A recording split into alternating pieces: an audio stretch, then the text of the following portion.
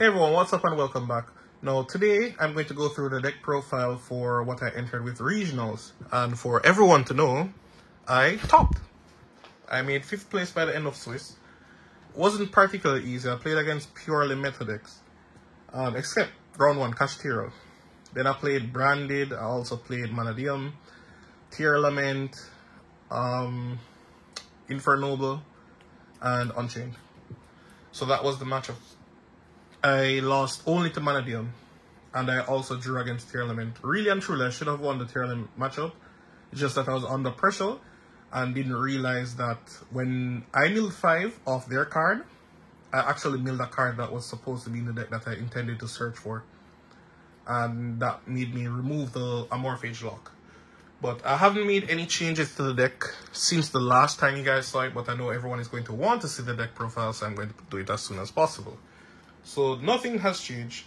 We have triple Luster, triple Ignis, triple Dynamite, triple Majesty, 2 Lecto, and Amorphage Sloth and Lechery.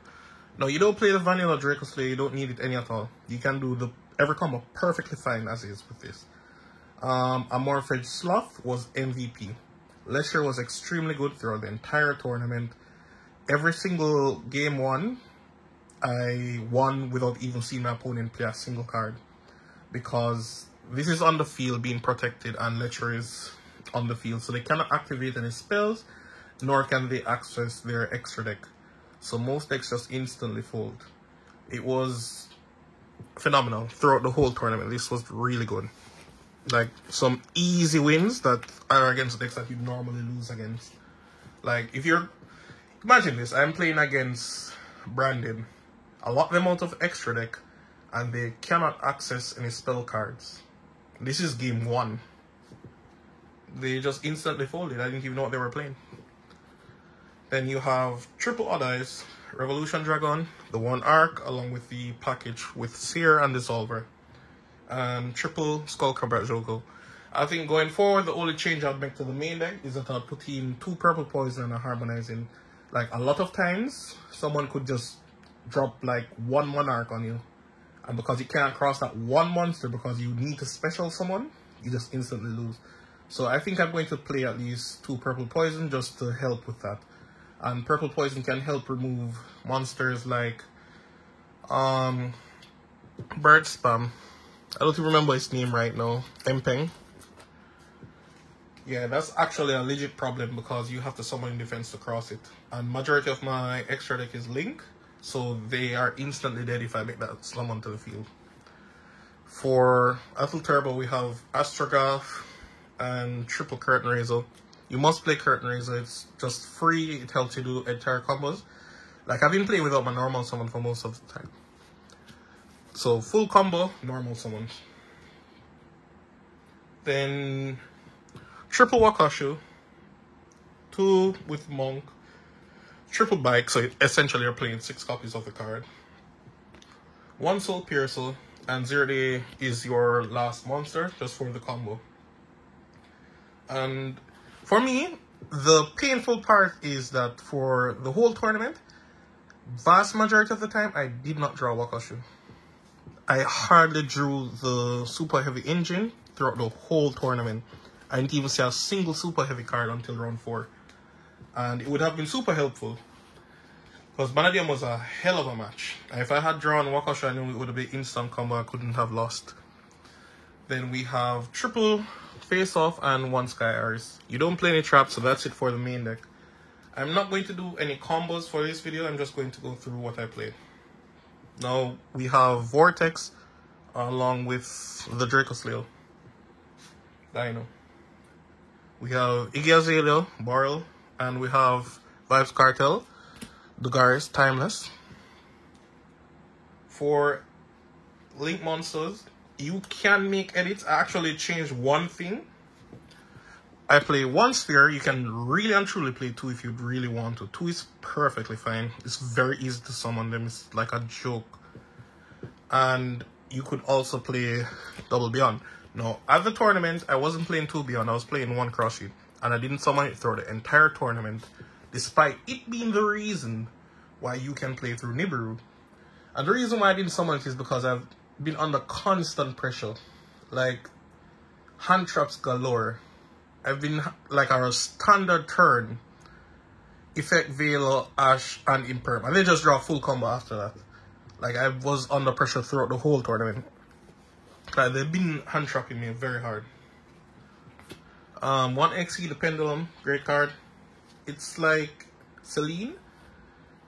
Very familiar like her, but the thing is to it is not locking into spellcaster that you have to pull back, or you even need to see a spellcaster to summon it. You just need to have a Pendulum also. It's actually better than Celine because the add back normally goes way hard for you, believe me. We have both the Code Breakers and Link Force, Apolloso, Zelantis, Firewall, and Singularity. Now, these are it for the extra deck. If I'd make any change, is that I'd probably play double Beyond, because there are a lot of times... Alright, for Beyond, persons don't really get this. Beyond effect is not a hard once per turn for the search. So if your opponent negates it, you just need to find an next Pendulum monster and link it to your next copy, and you can activate it again. Because that's not the hard once per turn effect on it. The hard once per turn effect on it is that if you Pendulum summon 2 different level monsters to where it points to, it pops 2 cards. That's the hard once per turn. So what really happens is that majority of the tournament, I had Cross Sheep and I didn't summon it because they did everything but Nibiru in the late rounds, but in the early rounds they Nibiru'd me and I just didn't need to summon it. It just didn't happen because I played different than normally what I would do. Normally I'll put up 10 interruptions, no exaggeration, for you guys who are already familiar with the channel. Literally 10 negates are normally up. However, this tournament I decided to play it different. Normally the end board is like this.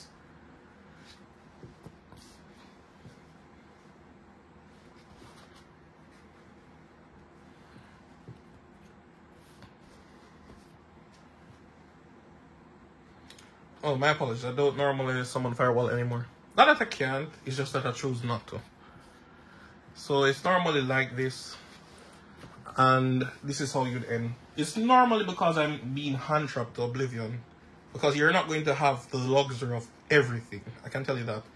And if I actually chose to play double spheres, it would have been very different. Because I could have ended on the end board with 2 spheres. And I would have the Zelantis and Firewall here, while with the extra spheres up here. But it didn't really change much. I didn't do anything particularly well to help. But I'm just going to show you that this is not how it normally ends. On my first turn, I'll just remove these and put back the Apolloso. Your end board is normally like this. This is in scale, along with others in scale. So if it actually does something, it's fine. Now on the draw phase, immediately as they draw a card, use effect attribute itself. You can bounce back anything really. Normally you'll have Sky Iris on the field to bounce back, and then the effect is special from deck. This normally instantly wins a game. They cannot access their extra deck.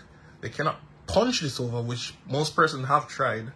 They can't really get over this, because if they try to attack it, this is going to lift their entire field. And they still can't use spells. Most game ones, persons don't particularly having traps. And beyond that, you have your monster negate, and you have an omni negate. This has been packing up persons all day. I can tell you that it works. However, for the side deck, just want to show you that before we complete this, I played a Morphage Green. Now this is basically the trap version for Lecher. Now this is funny because if you actually hard draw the slot, you can always pitch it with your Majesty effect. The reason why is that your Link 3 Exceed can just pull it back at any point in time. It's sad that it summons it in defense, but it's not really going to matter. Once you have the Draco Slayer beside it, it can't be destroyed.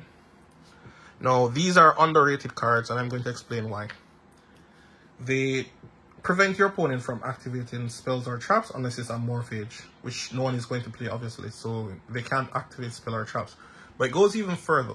They cannot activate the effects of spells and traps, meaning the graveyard effects of them do not work. So when you're playing against Unchained and they're going to pop their trap cards, they can't actually activate the graveyard effect because of it. It's that good. Spells, even though most spells don't really have a graveyard effect, the mere fact that it's there as an option is great, because they can't use the effect nor activate the card overall, so it's normally a loss. And the beauty of it, why it's better than Pendulum Magician as well, you're not really playing any dark or light, so they can't really drop any of those monsters on you. Don't even remember their name right now. So for the first card, it was green. You only need one copy. You're going to search for it. The beauty of it is actually a low skill, so you can't even search for it early. Triple Dark Ruler no more. It wasn't actually Dark Ruler in the tournament. I actually borrowed 3 Katakuri Incarnate from Sweets. I was happy that he gave me them because he was the one who self-negated, so he just catch them with it. Nah, that just didn't happen. Dark Ruler right now is like almost a bad card in your side deck. Because it's late, you have to wait till the main phase 1. And then the mere fact that they can just say, okay, you caught a board, I'm just going to use my card face down and special summon more monsters or some foolishness. Dark Ruler just hasn't been doing anything. Aside from that, we have Triple Cyclone and Feather Duster. Despite me siding this in several times, I did not draw it through the entire tournament, not even once. Then we have Triple Evenly and Scarlight, so you can burn in time. Scarlight is precisely the card you have to play. You can't play Cowboy. Let me explain why. Like, if they imperm Cowboy, that's just it. And if you are forced to pay life points so you can find something that can burn, at the very least, this can do a total of more damage than what you paid. Now, aside from that as well, which did come up throughout the tournament, what happened is that they imperm it.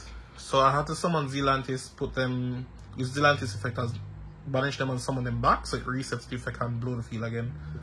So yeah, he's actually pretty important. You cannot play Cowboy, you have to play something that does a lot of burn damage. That's it for the deck profile and the side deck. Shoutouts to the other cards I wanted to play. Like, I wanted to play my Crossout Designator and Called by the Grave, because there's actually only one real hand trap that I'm afraid of, which is Droll. Because Droll normally means you have to play with what you have. If you don't, it's going to immediately end your turn. And that's why I didn't play Pendulum Magician. It loses to too many things that are just very normal, very casual, very main deck cards. Like, as soon as it sees a Nibiru coming, it folds itself like it's the Beast Titan throwing it. I just can't do it. Other persons played it, they didn't do anything, like 50 odd places. They come very close to last. It's not that I'm bashing them, it's just that persons been pressuring me to play Pendulum Magician, and I told them that would happen. I'm not playing it, it's like a setup.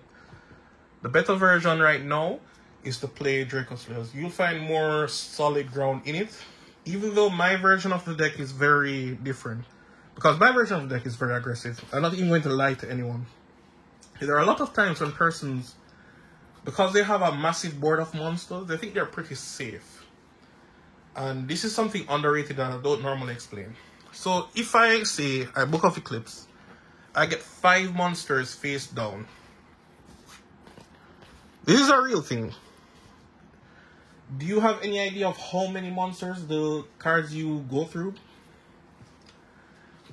Most times when you summon this, and remember, you would have seen the Codebreaker engine before, so you'd have to pop 3 back row to get to this point. At the time of battle phase, so if you don't Dark Ruler, you can punch for game.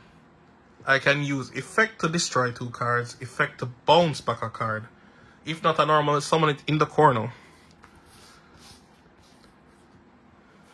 So you can actually pop more cards. It's ridiculous. I actually bounce 2 cards. So bounce 2 and destroy 2. And this can bounce back anything. Whether back row or monsters or even cards in the grave. It pumps itself to 5,000. You can very casually punch for 10,000 Easily. I came up in the tournament where they thought, oh, well, he only has like 2 cards. He's not doing anything. They nibbled me and I just lived their whole damn field and punched for game. They didn't even wait for me to attack. It's ridiculous. So a lot of persons don't really understand what the deck does. That's why they're not playing it. But once persons understand what I'm actually doing, which is generating a lot of pluses of generic cards so that I link climb to very high and dangerous monsters, that's what I'm actually doing. It's very deceitfully strong. Because persons will underestimate. The first thing they see is a pendulum deck, so they say, oh, it's not that serious. Then it lifts their whole field, 10 cards, and punches direct for over 10,000. And this is without actually putting up any negates, which you'll get on your way to doing this. So that's it from me, guys. You can ask anything you want to know from me. How was the tournament? The tournament was fine. It was really good. I liked it. What won? Manadium came first, Tearlament came second, which is funny. I played both of those players. There was also a trap trick that we top 8 as well, along with Unchained. But Unchained is like everywhere. Everyone plays Unchained. But Unchained cannot beat him. Once you go first, it's more likely that you will automatically win. Like the mere fact they can't use a trap card or the graveyard effect is beyond amazing. And they can't even access their extra deck. Like, this is just stupid against them. They can't activate the trap cards on field or in the graveyard. What is Unchained going to do to you? What is Trap Tricks was going to do to me? They're just glad I didn't play them. Alright, so that's it from me, guys. I'm out. Peace.